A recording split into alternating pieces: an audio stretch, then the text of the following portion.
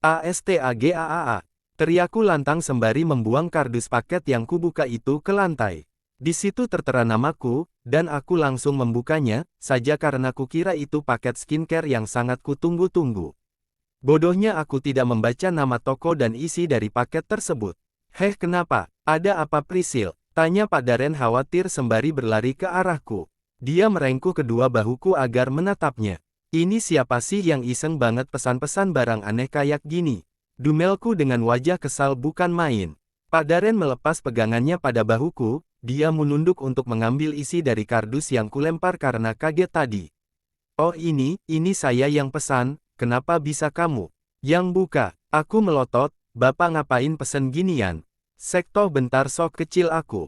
Pak Daren tekekeh, maaf saya lupa ganti nama penerimanya. Lagian kamu kebiasaan pesen barang online lewat ponsel saya terus sih. Ya soalnya kalau pakai aplikasi Bapak banyak diskonnya, karena Bapak kan pengguna baru. Priscil cuma beda 5-10 ribu perak saja loh. Ya kan lumayan bisa buat beli cilok Pak. Uang yang saya beri ke kamu apa masih kurang buat beli cilok? Kamu buat beli segerobak juga masih sisa banyak. Flexing terus awas kena ain. Pak Daren berdecak, dia pun memunguti isi dari paket yang kulempar tadi di lantai. Aku berjongkok guna membantunya untuk mengambil isi paket yang berserakan di lantai karena ulahku itu. Buat apaan beli pengaman banyak banget gini seh Pak, mau jualan? Pak Daren tertawa kecil, pikiran kamu kenapa sih selalu random Priscil? Pak Daren hanya tersenyum tipis, idi ditanyai, malah senyum-senyum doang. Kayak anak lagi kasmaran saja senyum-senyum tok Papa. Ya siapa sih yang gak penasaran?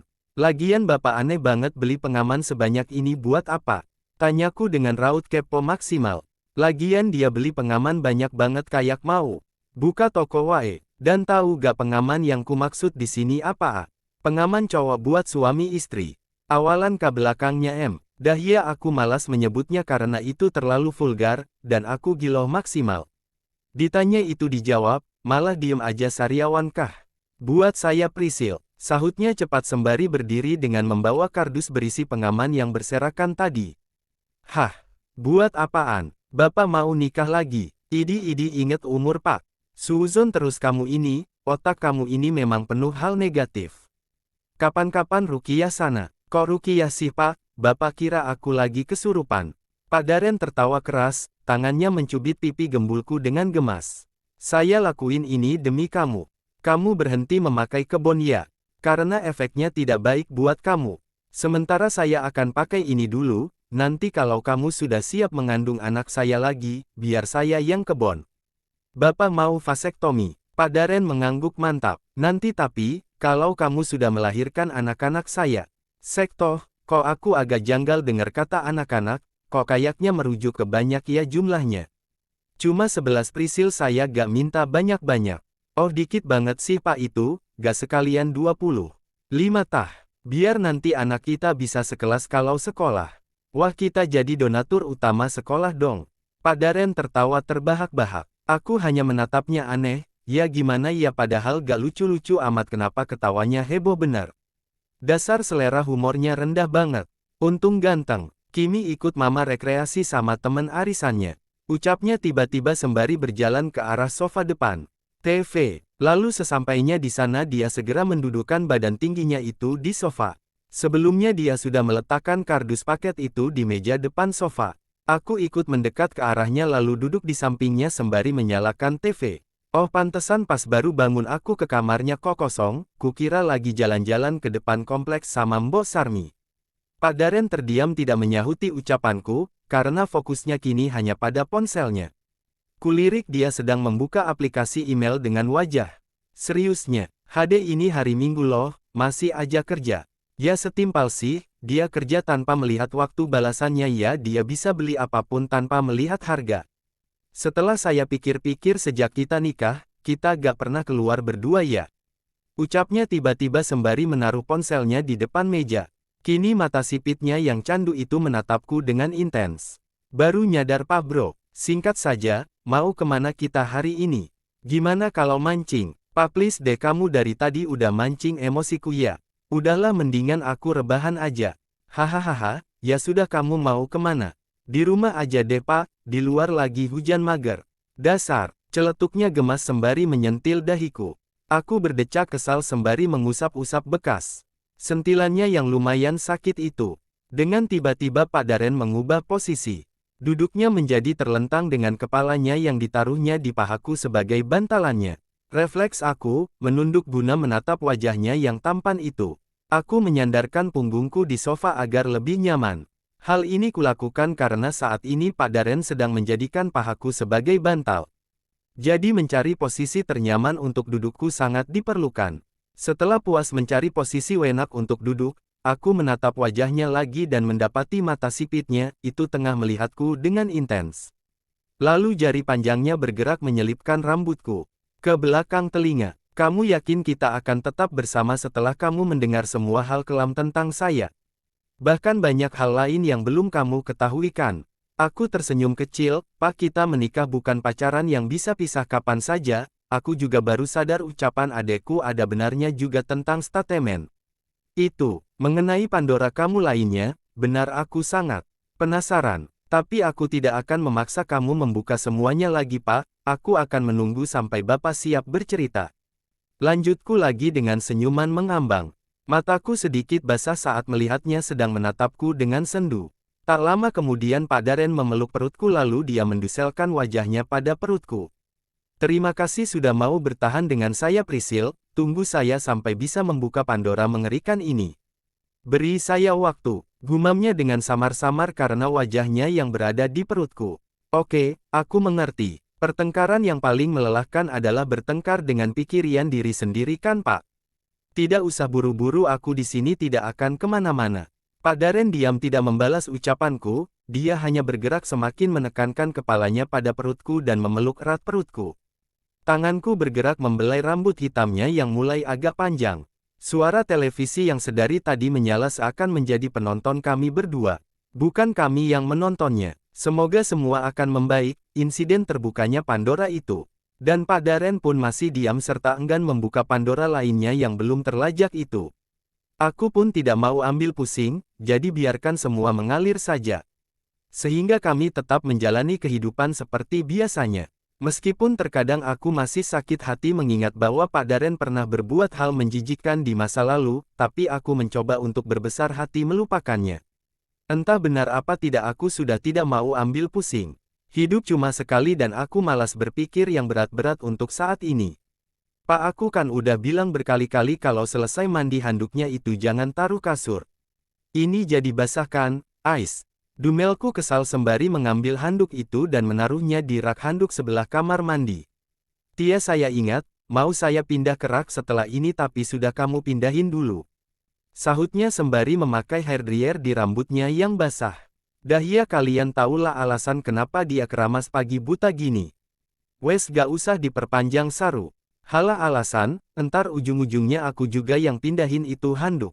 Pak Daren mematikan hair dryer itu. Dia berjalan ke arahku lalu menarikku untuk duduk membelakanginya di kursi meja rias. Dia berdiri di belakangku, lalu tangan panjangnya itu menyalakan kembali hair dryernya untuk mengeringkan rambutku yang basah. Wajahku masih cemberut maksimal. Melalui kaca rias aku menatap wajah Pak Daren yang nampak telaten mengeringkan rambutku. Meskipun rambutnya sedikit acak-acakan, entah mengapa dia tetap terlihat tampan. Pak, kamu gak niat potong rambut? Udah panjang banget itu loh. Pak Daren mengalihkan perhatiannya dari rambutku, mata sipitnya itu beralih menatap wajahku melalui cermin rias di depanku. Sehingga kami saling menatap satu sama lain melalui cermin rias ini. Iya, nanti, sekalian kita belanja bulanan. Sahutnya singkat lalu kembali fokus mengeringkan rambutku. Kamu jangan potong rambut lagi, saya suka lihat kamu rambut panjang begini. Lanjutnya lagi. Ya Pak, padahal niat mau potong rambut juga nanti, kalau panjang itu gerah dan males keramasnya Pak. Nanti saya keramasin, kalau gerah ya tinggal dikuncir. Serah Bapak aja deh, males debat lagi, lapar banget. Sudah saya duga, pantesan kamu mode Sumala gini. Aku melotot, apa, Sumala? Desisku sembari membalikkan badan guna menatap wajah datar Pak Daren. Pak Daren merigela nafas panjang. Dimatikannya hair dryer itu lalu ditaruhnya di meja rias. Kita makan dulu, nanti aja dilanjut debatnya. Oke, Ucapnya menenangkanku sembari meremas kedua bahuku pelan. Saya masakin nasi goreng dulu. Lanjutnya lagi sembari melepas telapak tangannya di bahuku dan berjalan keluar kamar.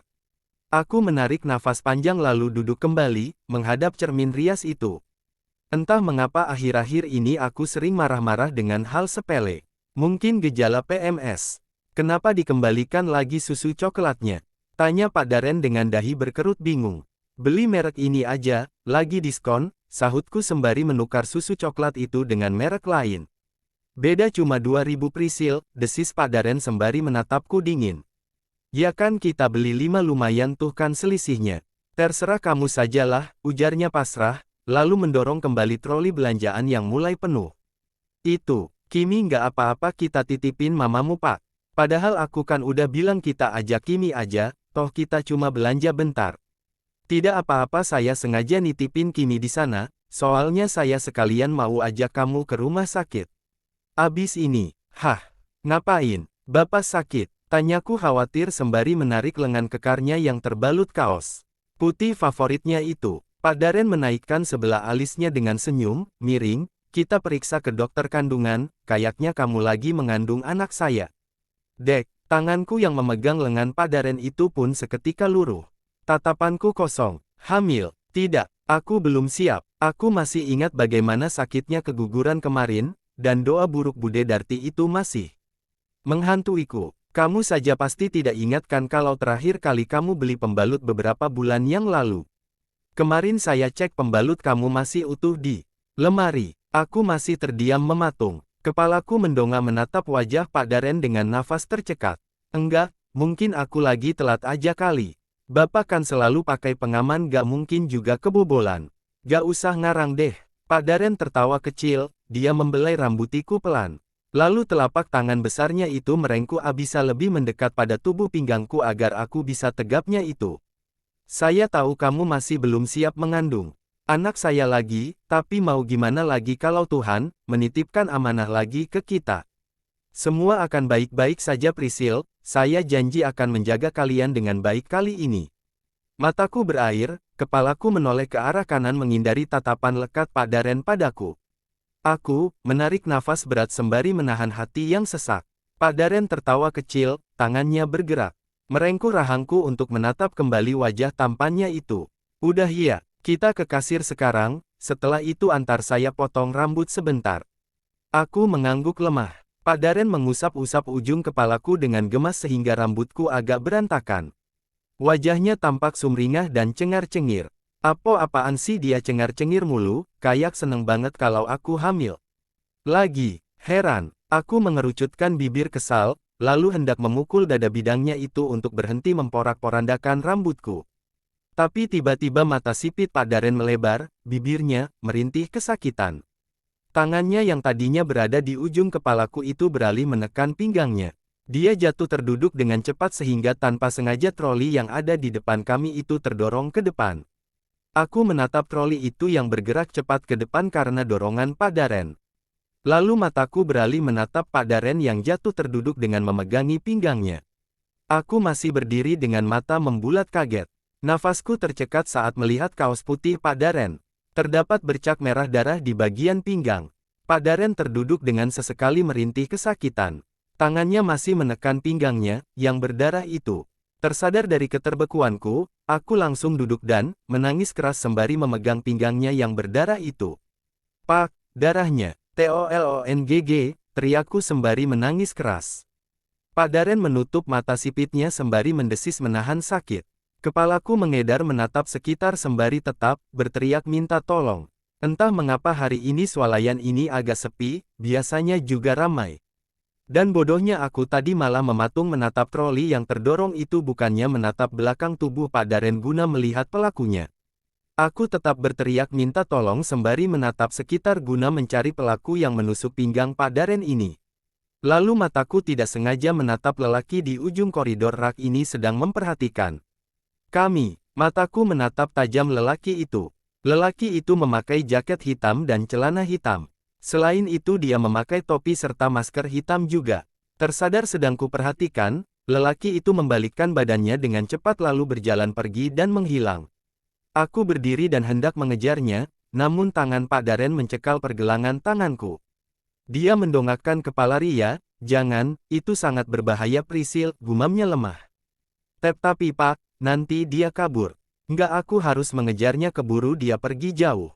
Pak Daren semakin erat mencekal lenganku lalu, menariknya kuat sehingga aku jatuh terduduk lagi di depannya.